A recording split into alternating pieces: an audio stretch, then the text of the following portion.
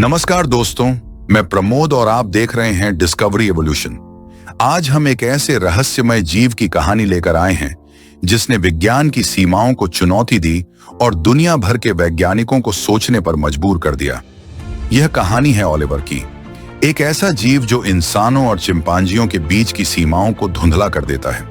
कल्पना कीजिए, एक ऐसा चिंपांजी जो इंसानों की तरह दो पैरों पर सीधा चलता है, जिसका चेहरा इंसानों जैसा है, जिसकी आदतें हमारे जैसे हैं और जिसे देखकर हर वैज्ञानिक चौंक जाता है। ओलिवर को देखकर लोगों को यकीन होने लगा कि शायद इंसानों और चिंपांजियों के बीच कोई गहरा जैविक रिश्ता है, एक ऐसा पुल जिसे विज्ञान अभी तक नहीं पहचान पाया था। ओलिवर की कहानी शुरू होती है जनवरी 1976 में, जब उसकी पहली तस्वीरें न्यूयॉर्क टाइम्स और अन्य अंतर्राष्ट्रीय अखबारों में छपी। इन तस्वीरों में एक ऐसा चिंपांजी दिख रहा था जो दो पैरों पर चल रहा था, जिसकी खोपड़ी गंजा थी और चाल ढाल पूरी तरह से इंसानों जैसी। वैज्ञानिकों, पत्रकारों और आम लोगों के बीच ओलिवर को लेकर एक उन्माद फैल गया। कुछ लोगों ने उसे मिसिंग लिंक कहा तो कुछ ने उसे बिगफुट कहा, लेकिन असली सवाल था, क्या वह सच में एक इंसान चिंपांजी हाइब्रिड है? ओलिवर को अफ्रीका से लाया गया था जब वह सिर्फ कुछ महीनों का था। उसे न्यू जर्सी के मशहूर एनिमल ट्रेनर फ्रैंक बर्गर और उनकी पत्नी जैनेट ने पाला। ओलिवर को चिंपांजियों की तरह नहीं बल्कि इंसानों की तरह पाला गया।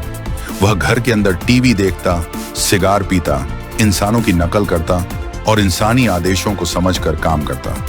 जैनेट के अनुसार ओलिवर को किसी चीज के लिए प्रशिक्षित करने की जरूरत नहीं थी, वह खुद ब खुद इंसानों की तरह व्यवहार करता था। धीरे धीरे ओलिवर के व्यवहार में और भी दिलचस्प बदलाव देखने को मिले। वह न केवल इंसानों के साथ समय बिताना पसंद करता था, बल्कि उसने महिला इंसानों में भी रुचि दिखानी शुरू कर दी। यह बात जैनेट और फ्रैंक के लिए चिंताजनक बन गई और उन्होंने ओलिवर के लिए कोई नया ठिकाना ढूंढना शुरू किया।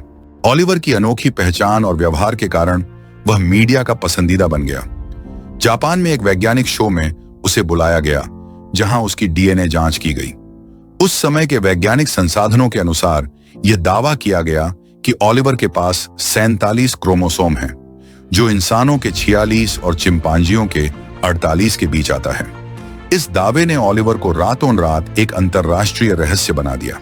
हालांकि बाद में यह माना गया कि वह परिणाम प्रयोगशाला की त्रुटि था, लेकिन ओलिवर का रहस्य अभी भी बना रहा।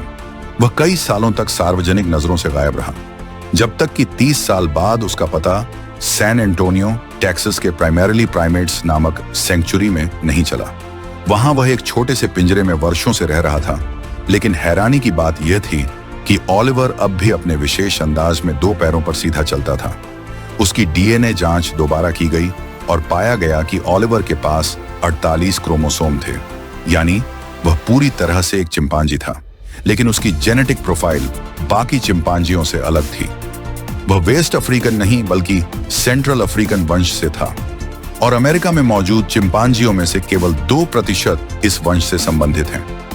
ओलिवर को देखकर यह सवाल बार बार उठता है, क्या वह कोई म्यूटेशन था या फिर वह एक ऐसी उप प्रजाति का सदस्य था जो आज तक विज्ञान की पकड़ में नहीं आई? उसकी चाल, उसका आत्मविश्वास, उसकी आंखों की गहराई, इन सब ने वैज्ञानिकों को यह सोचने पर मजबूर कर दिया कि शायद वह केवल चिंपांजी नहीं था। ओलिवर ने एक लंबी और मुश्किल जिंदगी जी। उसे सर्कस में दिखाया गया, प्रयोगशालाओं में रखा गया और फिर अंततः एक सेंचुरी में शांत जीवन बिताने का मौका मिला। लेकिन उसकी उपस्थिति, उसकी कहानी आज भी हमारे दिमाग में यह सवाल छोड़ जाती है, अगर इंसानों और चिंपांजियों के बीच का फर्क सिर्फ 2% डीएनए का है, तो क्या भविष्य में कोई ऐसा प्राणी जन्म ले सकता है जो ओलिवर से भी आगे हो? ओलिवर आज हमारे बीच नहीं है, लेकिन उसकी विरासत जीवित है। उसकी कहानी हमें सिर्फ जैविक विकास, इवोल्यूशन की नहीं, बल्कि नैतिकता, पहचान और वैज्ञानिक जिम्मेदारी की भी याद दिलाती है।